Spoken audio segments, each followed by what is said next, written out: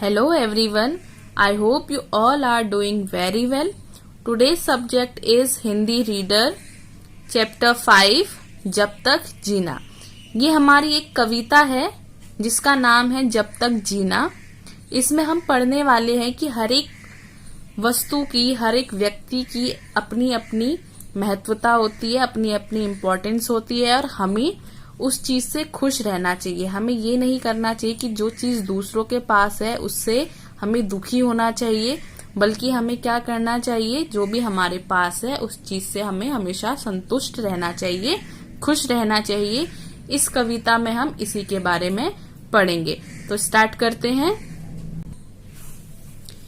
प्रायः यह देखा जाता है कि हम उस वस्तु से संतुष्ट नहीं हो पाते जो हमारे पास होती है, बल्कि उससे दुखी जरूर हो जाते हैं जो दूसरों के पास होती है।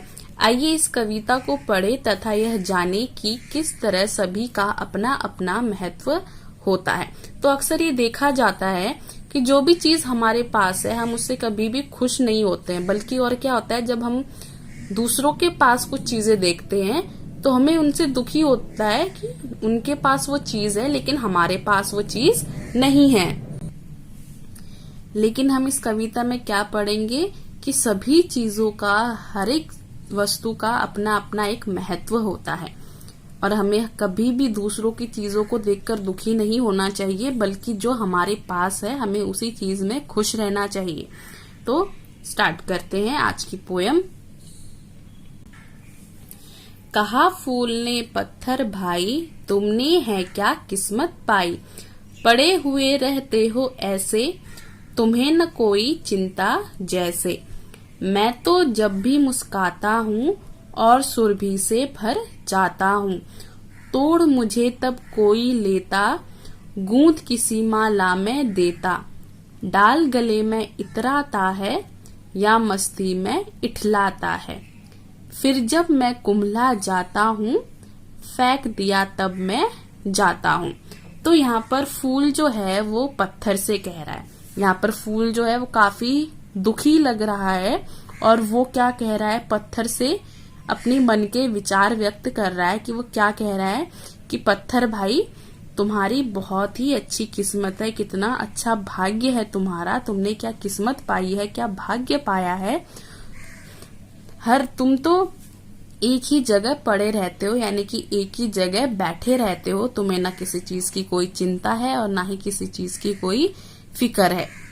और यहाँ मुझे देखो, मैं तो जब भी मुस्काता हूँ, जब भी खुश होता हूँ, जब भी खिलता हूँ और सुरभि से भर जाता हूँ, यानी कि और खुशबू से भर जाता हूँ, मुझ में से मनमोहक खुशबू निकलने लगती है।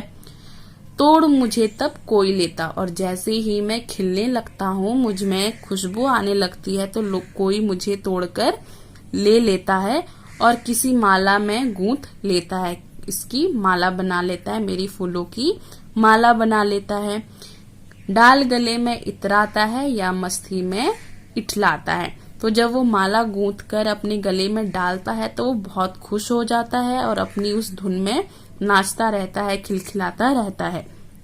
फिर जब मैं कुम्हला जाता हूँ, फेंक दिया तब मैं जाता हूँ, और जब मैं कुम्हला जाता हूँ यानी कि मुरझा जाता हूँ, सूख जाता हूँ, तब मुझे फेंक दिया जाता है। तो यहाँ पर फूल पत्थर से कह रहा है, वो अपने मन के विचार व्यक्त कर रहा है, वो किस प्रकार दुखी है। वो कहता है कि पत्थर भाई, तुम्हारी तो किस्मत बहुत अच्छी है, तुम तो एक ही जगह पड़े रहते हो, ना तुम्हें किसी बात की कोई चिंता है और ना ही किसी बात की कोई फिक्र है। लेकिन जब भी मैं खिलता हूँ और खुशबू से भर जाता हूँ, तब कोई मुझे तोड़ लेता है, अपने गले की माला बना लेता है, उसको गले में डालता है और खिलता है, इठलाता है, बहुत खुश हो जाता है। लेकिन जैसे ही मैं मुरझा जाता हूँ और मुझे फेंक दिया जाता है। ये फूल का कहना है पत्थर से। फिर पत्थर भी कहता है, पत्थर क्या कहता है सुनिए। पत्थर बोला प्यारे भाई, तुमने जो मर्यादा पाई, उसकी है महिमा कुछ ऐसी, बड़ों बड़ों की भी क्या वैसी। तो पत्थर क्या कहता है कि अरे भाई, तुम्हारी जो मर्यादा है, तुमने जो प्रतिष्ठा पाई है, जो तुमने जो मान सम्मान पाया है, उसकी तो कोई सीमा ही नहीं है। बड़े बड़ों को भी ऐसी प्रतिष्ठा, इतना मान सम्मान नहीं मिलता है। लोगों से आदर पाते हो, लोगों के मन को भाते हो। तो पत्थर क्या कहता है कि तुम तो लोगों का मान सम्मान पाते हो, लोगों के मन को भाते हो। देवों के सिर पर तुम्हें चढ़ाते, अच्छी लगी बात पत्थर की।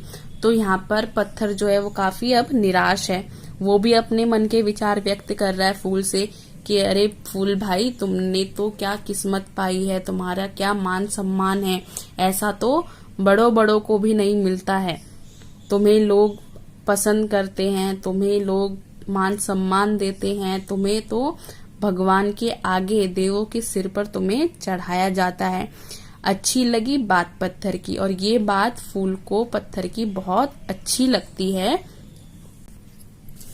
व्यथा हुई काफुर फूल की, जब तक जीना है खुश रहना, सच ही है पत्थर का कहना। तो जैसे ही पत्थर उसको बताता है कि तुम्हारी किस्मत कितनी अच्छी है, तुम्हें लोग इतना मान सम्मान देते हैं, तुम्हें इतना देवों के सिर के आगे चढ़ाते हैं, ऐसी महिमा तो कहीं पर भी किसी की भी नहीं है।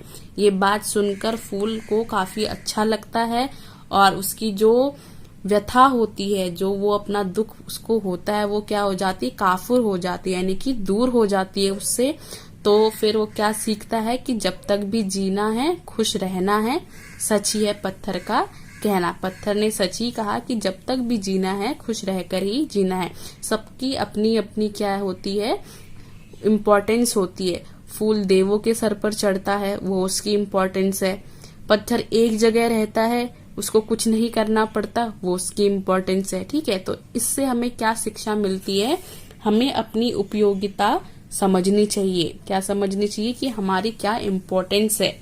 दूसरों से तुलना करके दुखी नहीं होना चाहिए, क्योंकि सबका अपना अपना महत्व होता है। तो हमें कभी भी खुद को दूसरों से तुलना करके दुख नहीं होना चाहिए, दुखी नहीं होना चाहिए। हमें क्या करना चाहिए, हमें ये पता होना चाहिए कि सबका अपना अपना महत्व होता है। इस प्रकार से ये कविता खत्म होती है। उम्मीद है आप सभी को समझ में आई होगी कविता। Thank you for watching. Bye bye, take care.